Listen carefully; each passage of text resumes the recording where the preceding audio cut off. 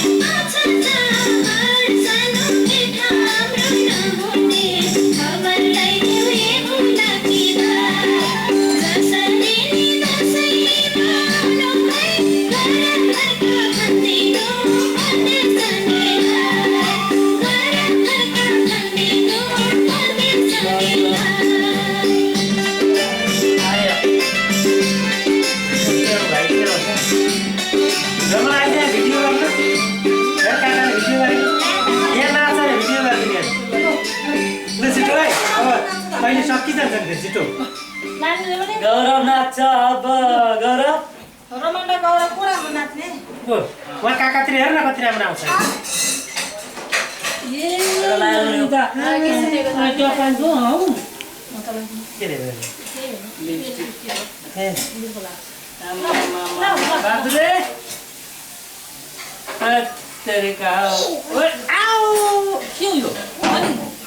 तिमीलाई जय गर्ने हो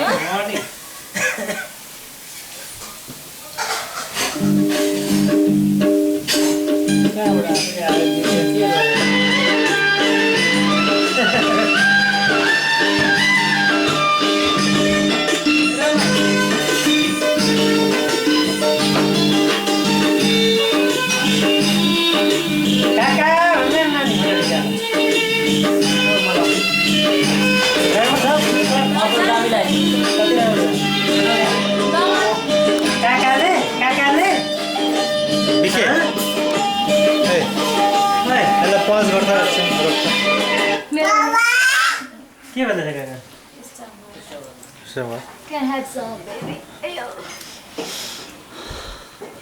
अब हाम्रो पेन्सनबाट पाल्नु हुने सबैजना दाजु भिनाजु र चाहिँ नि भान्जा भान्जी सबैजना आइपुग्नु भएको छ। अहिले भर्खर यो दृश्यमा एउटा सानो बालक बिचमा बसेको र साइडमा भिनाजु र दाजु बस्नु भएको छ। अब एकछिनै म हाम्रा दाजु भिनाजुहरूसँग चाहिँ एकछिन सानो अन्तर्वार्ता लिँदैछु यो मिडियाको लागिको प्रस्तुतिको लागि हो। उहाँहरूले आफ्नो मन्तव्यहरू राम्रो गरी चाहिँ दिनुहुन्छ भन्ने मलाई आशा लागेको छ। लामो समयको अन्तरालमा विदेशिँदा तापनि चाहिँ एउटा मुङ्लानको जीवन बिताउँदा तापनि एउटा चाहिँ संस्कृति र परम्परा मान्ने हामीले एउटा जुन एउटा चाहिँ सौभाग्य मिल्यो यसमा त हामीले खुसी नै मान्नुपर्छ। र यस विषयमा हाम्रो नरपति भिनाजु उहाँ धेरै लामो समयदेखि धेरै अनुभवी हुनुहुन्छ। उहाँले चाहिँ नि अमेरिकाको यो रिसर्च प्रोसेसको पनि एउटा अगुवा व्यक्तित्व हुनुहुन्थ्यो र आज हामीले उहाँलाई पाएका छौँ। साह्रै खुसी लागेको छ। उहाँलाई म एक दुईवटा प्रश्न गर्न चाहन्छु र एनपी भिनाजु ज्यू हजुरलाई आजको यो दसैँ मनाउने क्रममा कस्तो लागिरहेछ त? धन्यवाद। धेरै समय पछाडि हामी भुटनिस नेपालीहरू अमेरिकाको जुन प्रस्थान थियो त्यो पहिलाको जुन एउटा दुःखद थियो, तर अहिले त्यस्तो छैन। हामी सबै आफ्ना परम्परालाई अँगाल्दै अमेरिकाको 50वटै स्टेटमा हामी घुमिरहेका छौँ। त्यसमध्ये पनि आजको जुन दिन छ अति ठुलो रमाइलो दिन छ। माननीय बाबाआमाका हातको महादशैँको आशीर्वाद तथा टीका हाम्रो कल्चर नि यसैलाई पहिचान, यसलाई भन्छ हाम्रो पहिचान। तपाईँलाई धेरै धेरै धन्यवाद आफ्नो मन्तव्य राखिदिनु भयो। अनि यो दसैँ चाड मनाउने क्रममा नेपालमा जुन किसिमले मनाइन्थ्यो अहिले अमेरिका मनाउँदाखेरि तपाईँलाई कस्तो फरक महसुस भएको छ त? अहिले यकिन भन्नुपर्छ भने हामी भुटानी नेपालीहरूले जति भुटानमा हामीले आफ्ना कल्चरहरू मानेका थियौँ, त खासै हामी नेपाली भएको नाताले भुटानमा रहँदाखेरि पनि हामीले यी एदेखि जेडसम्मका हाम्रा कल्चरहरू सबै मानिल्याएका थियौँ र अहिले पनि हामी त्यही कल्चरमा रमाइराखेका छौँ। त्यही नै हाम्रो खुसी हो। त्यसले गर्दाखेरि केही त्यत्रो फरक त देख्दिनँ, अझै रमाइलो देखिराखेको छु। वातावरणहरू राम्रो, हावापानी राम्रो, त्यसकै साथसाथमा चाहिँ आफ्ना तरिकाले एउटा आफ्नो कल्चरलाई बचाउन पाउने एउटा जुन छ त्यही नै अति उत्तम मान्नुपर्छ।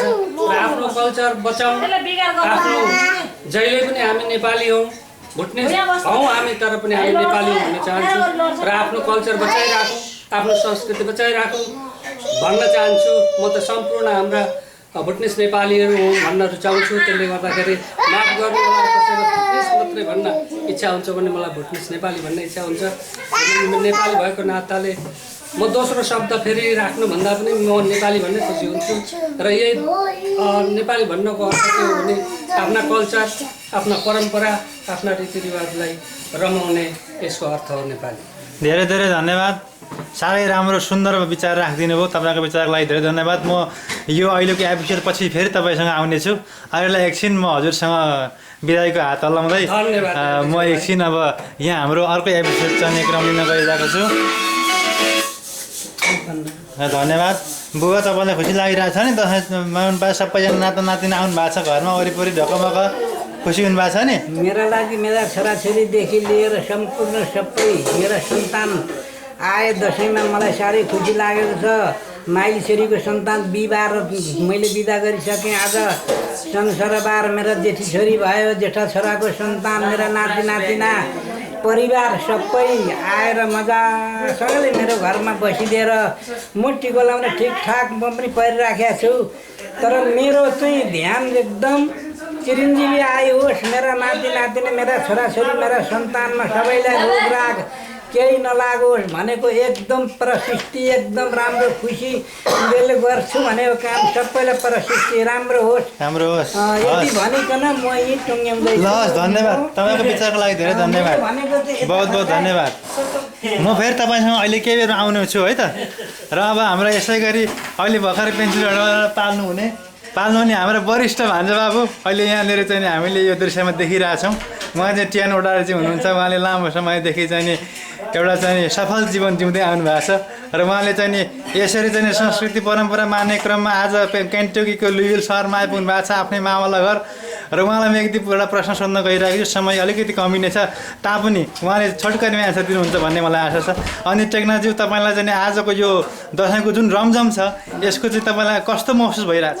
मजा छ, रमाइलो छ होइन सर? अहिले सर के छ भने अब सबैजना भेट भइरहेछ।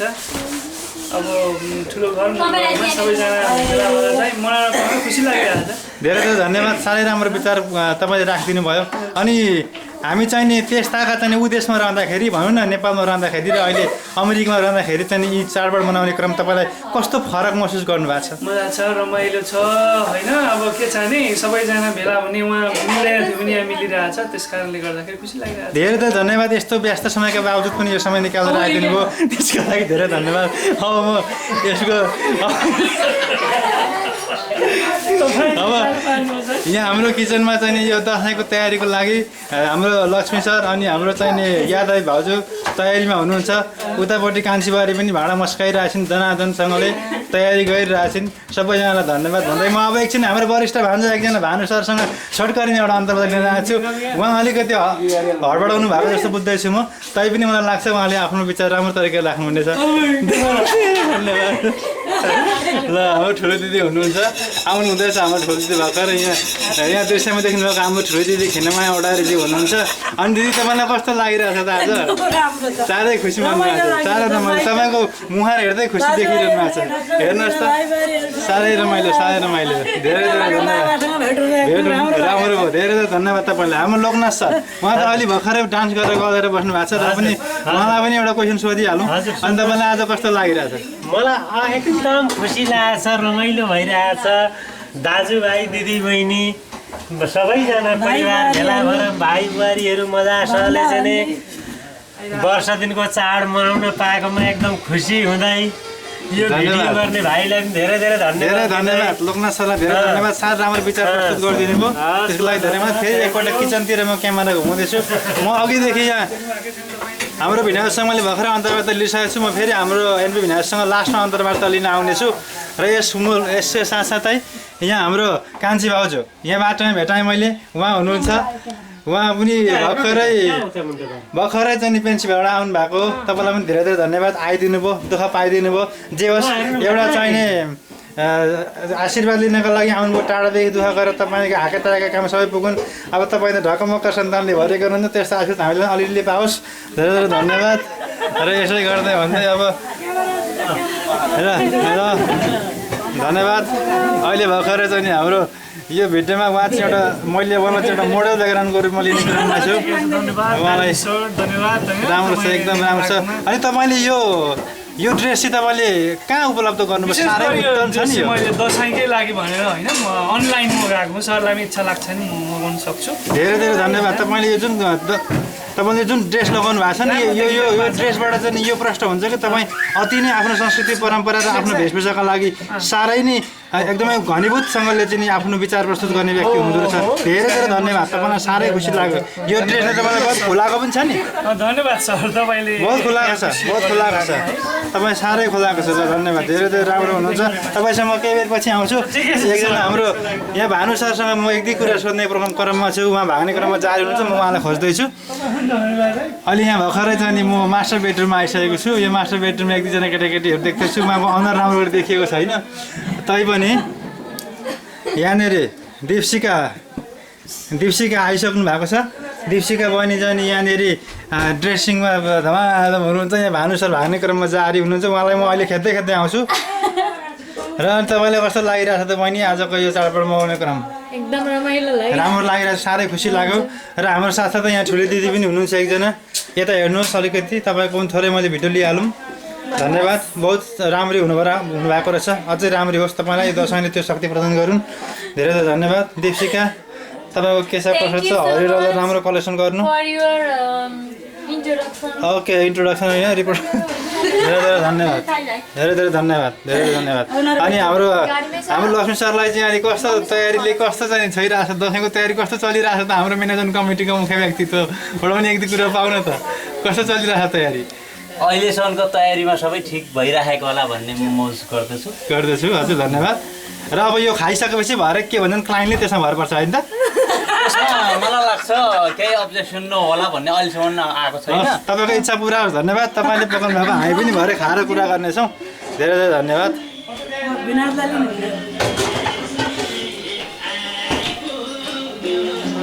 र अब अहिले ब्याकग्राउन्डमा एउटा सायद दुःखद गीत बसिरहेको थियो। यसका साथसाथै म अब अन्तिममा फेरि यो बाँकी अन्तर्वार्ता म हाम्रो भिनाजुसँगै लिनको लागि यहाँ आइसकेको छु। र त अहिले ब्याकग्राउन्डमा चाहिँ एउटा दुःखद गीत पनि बजिरहेको छ। यो चाहिँ नि हाम्रो चाहिँ यो चाडबाडलाई समेटेको एउटा टिको लगाएको गीत बजिरहेको छ ब्याकग्राउन्डमा। यसै गरी चाहिँ नि अब हाम्रो भिनाजुको पासमा आइसकेको छु। अहिले तपाईँले देख्दै गर्नुभएको यो दृश्यमा देख्नुभएको फोटो चाहिँ एनपी ओडारीज्यू हाम्रो ठुला भिनाजु हुनुहुन्छ। र उहाँलाई म अब फेरि केही अलिकति फरक क्वेसनहरू सोध्न चाहन्छु। अहिले भर्खरै मैले चाडबाडको विषयमा प्रश्नहरू गरेँ उहाँले साह्रै खोलेर आफ्नो मन्तव्यहरू राखिदिनु भयो। उहाँलाई धेरै धेरै धन्यवाद त म दिन्छु नै। त्यसका बावजुद पनि उहाँले जुन समय मिलाएर सम्पूर्ण परिवारलाई लिएर यहाँ आउने जुन जमरो कस दिनुभयो त्यसको लागि त हाम्रो माओलीको तर्फबाट मुरी धन्यवाद नदिई हामी रहन सक्दैनौँ। माफ गर्नु होला। र यसै गरी हाम्रो भिनाजुलाई म एउटा सानो प्रश्न सोध्न चाहन्छु। भिनाजु हामी त्यसमा छँदाखेरि कति मजाले घुम्थ्यौँ डुल्थ्यौँ देउसी भैली खेल्थ्यौँ टिका लगाउँथ्यौँ नाच्थ्यौँ घुम्थ्यौँ। अहिले आएर यहाँनिर टिका लगाएर आशीर्वाद थापे तापनि त्यो नाच्ने घुम्ने र खुल्ला वातावरण चाहिँ अलिकति कमी भएको महसुस भएको छ नि तपाईँलाई? मलाई जहाँका त्यहाँको त्यो जुन हामीले पहिलाको जमानामा जुन अब एउटा मुरली मादल मारुनी र जुन अब हामीले एउटा गाउँघरका देउसी भैली दसैँका जुन झड्का थिए रमाइला झड्का त्यो त हामीले अलि पाउन सकिँदैन। तरै पनि हामीले जे जस्तो छ हामीले रमाउनै पर्छ भन्नुपर्छ। आफ्नो कल्चर आफ्नो परम्परा जहाँ गए तापनि हामीले मान्न पाइरहेकै छौँ। र यस्तै गर्दै प्रत्येक दिन हाम्रा खुसीहरू घटेर नजाउँ बढेर जाउँ यो भन्न चाहन्छु। म दुर्गा भगवतीसँग यो शक्ति पनि माग्न चाहन्छु। धेरै धेरै धन्यवाद। साह्रै राम्रो आफ्नो मन्तव्य राखिदिनु भयो। अब यो देशमा आएर पनि केही हदसम्म हामीले दसैँ तिहारहरू यसरी मनाउनु पाउनु मलाई खुसी नै लागेको छ। अब तपाईँलाई यो आउँदो हाम्रो जेनेरेसनहरूले चाहिँ यो संस्कृति यो परम्पराहरू